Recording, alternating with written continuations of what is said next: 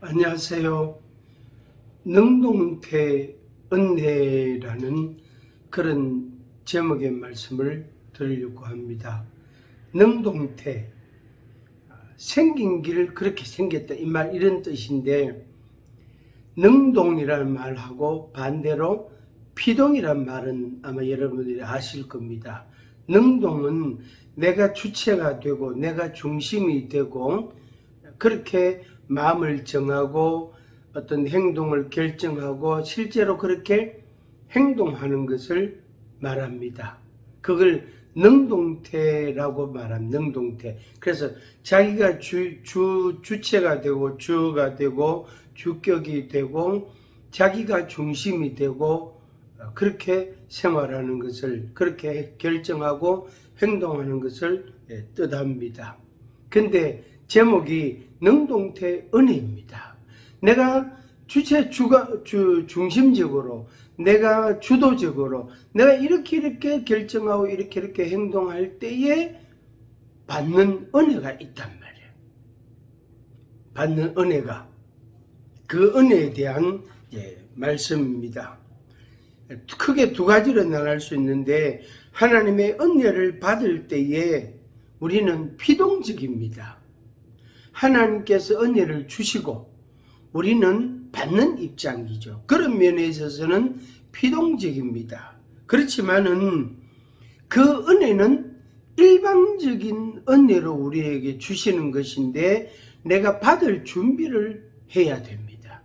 받을 자세를 취해야 되고 받으려고 하는 마음의 그런 준비, 자세, 각오를 가지고 어떤 자리를 앉는다든지 기다린다든지 또 마음을 활짝 열고 사모한다든지 이런 과정이 꼭 필요합니다. 그냥 갑자기 소나기 내리듯이 그렇게 내리지 않습니다. 하나님의 은혜를 받을 때 우리는 피동적입니다. 그래서 일방적으로 하나님이 부어주시는 은혜가 있습니다. 그 다음에 하나는 하나님의 은혜를 받을 때에 행동 혹은 생활을 통하여 받게 되는 경우가 있습니다. 쉽게 말하면은 항상 기뻐하라 이렇게 말씀하셨으니까 내가 자꾸 기뻐하고 또 범사에 감사하라 그랬으니까 자꾸 감사하고 쉬지 말고 기도하라 그랬으니까 자꾸 기도하고, 그것은 누가 하는 거죠? 내가 하는 거야. 자기가 하는 거단 말이에요. 대신해서 다른 사람이 기뻐해 주거나 대신해서 다른 사람이 감사하거나 다른 사람이 대신해서 기도해 주지 않습니다.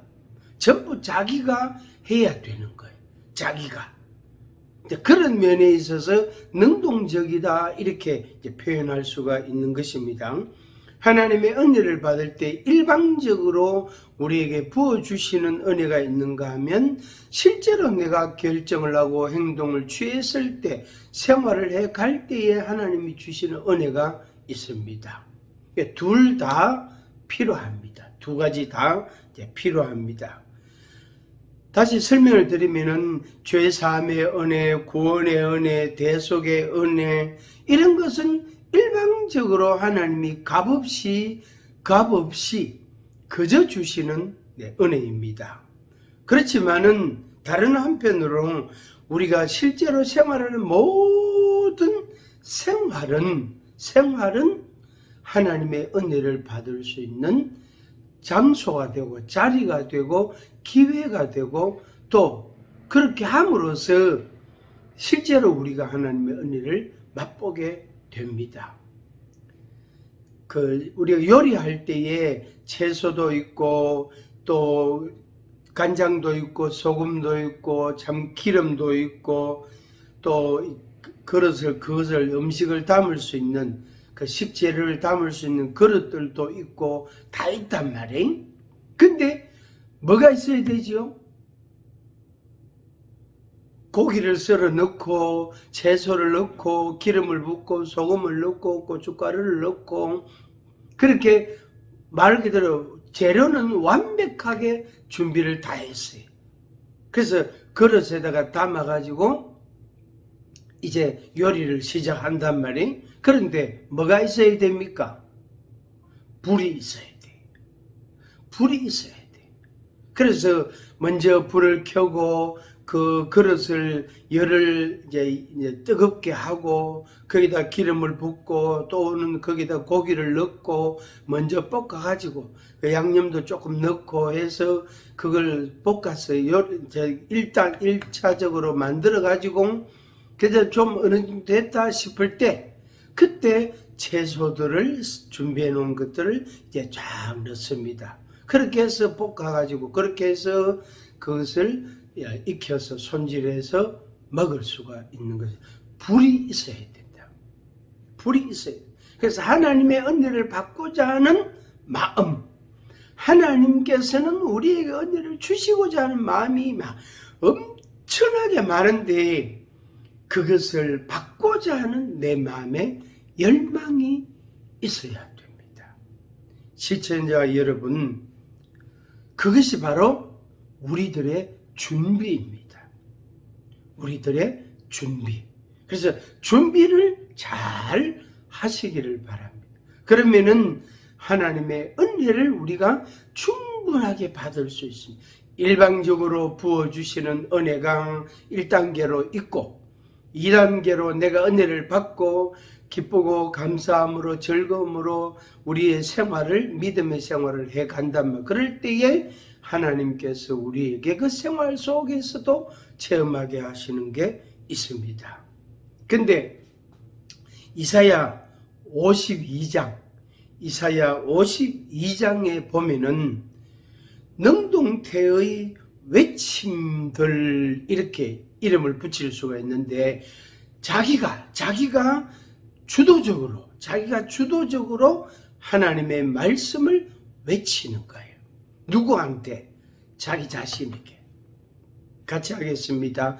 내 말이 나를 만든다. 2번 시작.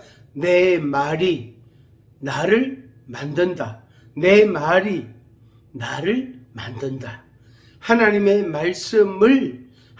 말씀을 내가 주도적으로 내가 중심이 되어서 그 말씀을 자꾸 선포할 때, 말할 때, 그때 그 하나님의 말씀이 뇌 귀로 들려서 나를 움직이고 나를 변화시키고 나를 세우고 나를 온전하게 하는 것입니다. 이사야 52장에 보면은 성경 1189장 가운데 성경 전체가 1189장이거든요. 1189장 가운데 이사야 52장 이 말씀에 가장 많이 기록되어 있습니다. 무엇이? 능동적인 능동태의 외침이 가장 내용이 다양하게 그리고 그렇게 해서 우리로 하여금 외치게 합니다. 그런데 그걸 외칠 때의 그 상황은 아직 예루살렘이 완전히 회복이 되지 않았단 말이에요.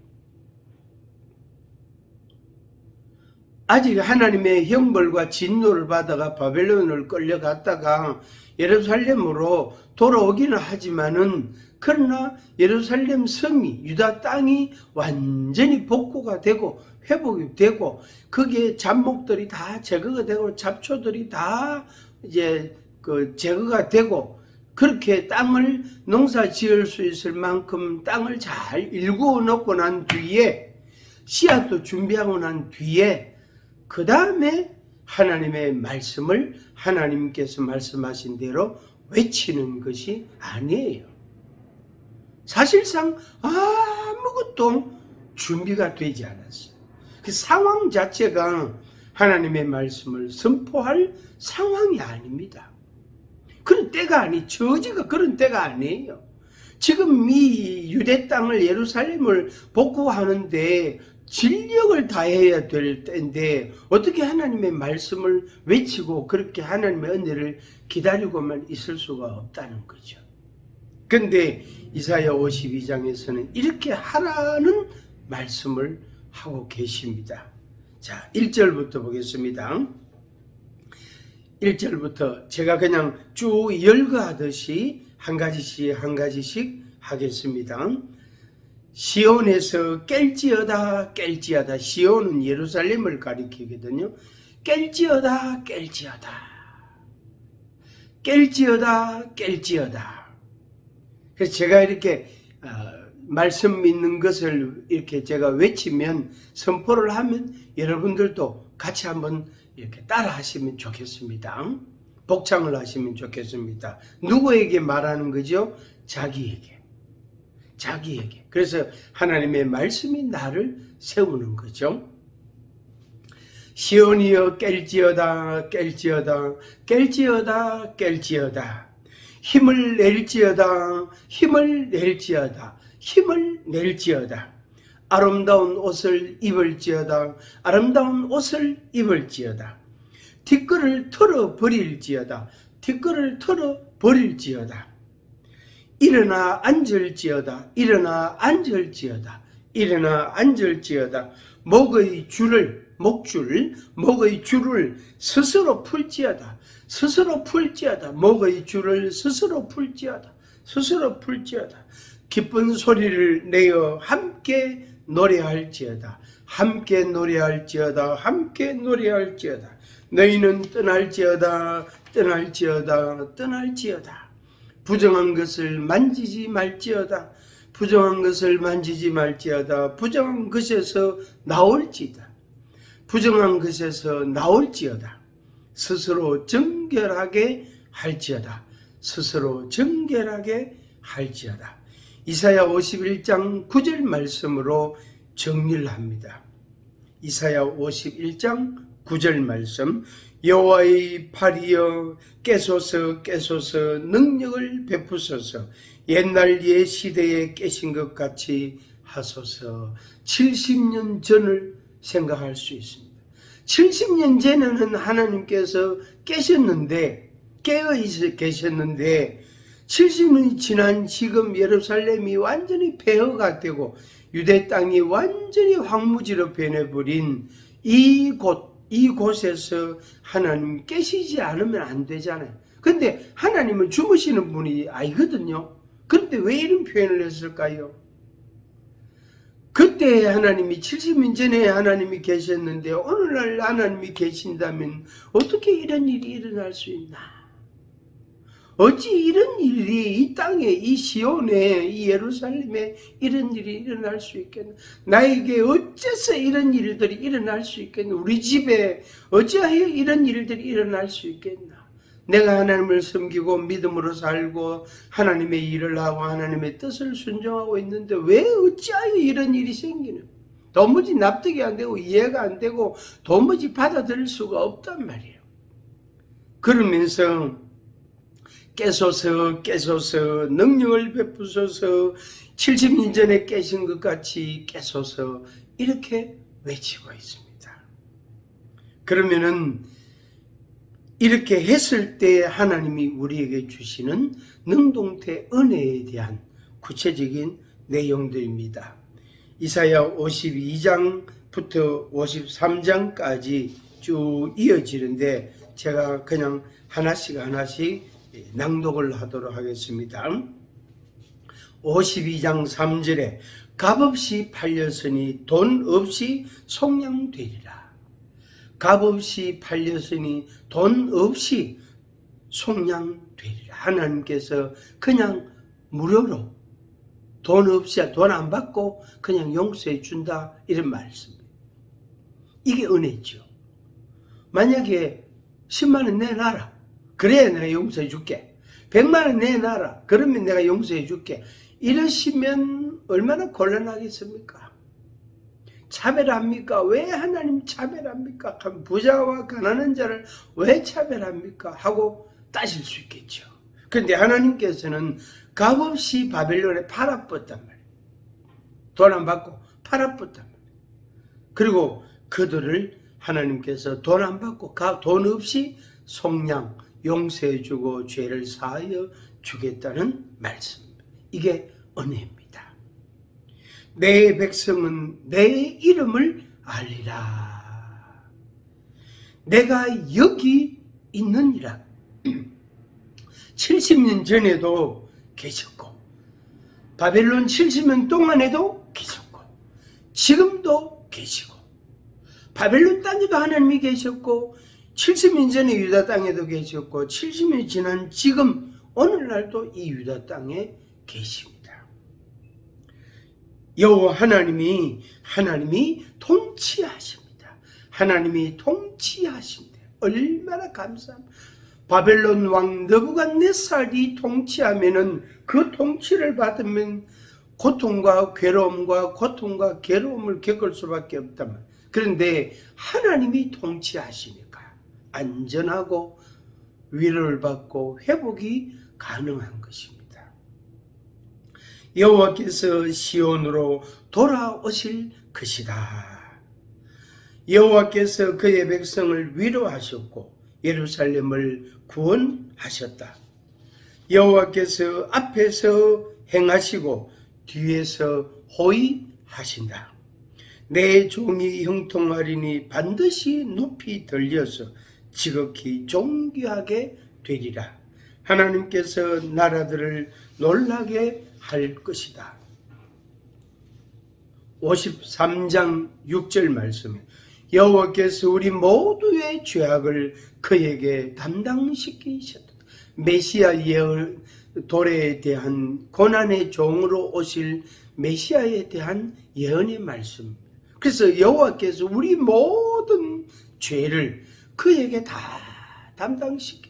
우리는 죄의 속량을 받은 거죠. 이게 은혜인 거예요. 그래서 내가 져야 될 죄짐을 그에게, 고난의 종인 메시아에게 다 지우신, 그게 바로 하나님의 은혜인 것입니다. 그의 손으로 여호와께서 기뻐하시는 뜻을 성취하리라.